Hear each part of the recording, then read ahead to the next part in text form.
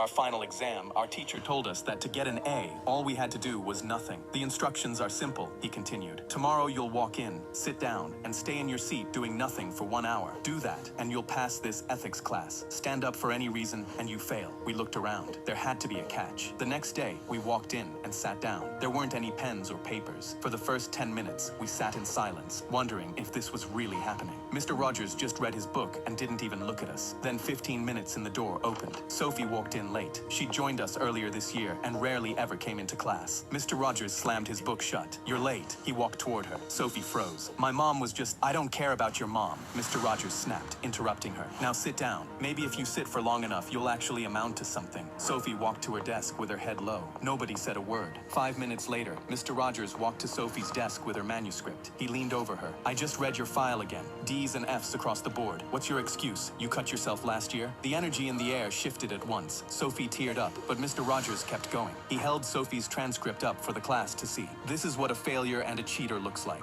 Missing my class, then conveniently showing up for the exam. A kid yelled out, this was unnecessary. Mr. Rogers responded that if he wants to help her, he can. But you'll lose your grade. The kid stayed seated. Mr. Rogers leaned back over and continued verbally assaulting Sophie, calling her stupid, insulting her home life, and telling Sophie her mom wishes she was never born. By now, Sophie was sobbing, and when Mr. Rogers slammed his hands on her desk and told her to stop crying, she just slid off her chair onto the floor. He stood over her and grabbed her arm, yanking her up. Then he let go, and she dropped back to the floor. Somebody should do something, a girl whispered through tears. Not me. I need this grade, the kid next to her said without looking up. Sophie was hyperventilating on the floor, and Mr. Rogers walked back to his desk to read like she wasn't even there. The only sound in the entire room were Sophie's sobs. That's when a girl named Mary stood up. She walked to Sophie, knelt down, and wrapped her arms around her. She helped her to her feet and wiped Sophie's tears. Mr. Rogers looked up. You just failed my exam. Mary looked right at him. Then fail me. You're all pathetic anyway. She walked Sophie out, and the door slammed behind them. We sat in silence for the remaining 30 minutes. When the bell rang, nobody moved. Mr. Rogers walked to the front. Sophie wasn't real. He looked at us. She was a theater student I'd paid to be here. He told us everything he said to her today was scripted and she was fine. And then he dropped the bomb. Mary was the only one who passed. Because this was ethics class, and sometimes you need to break a rule to help someone in need.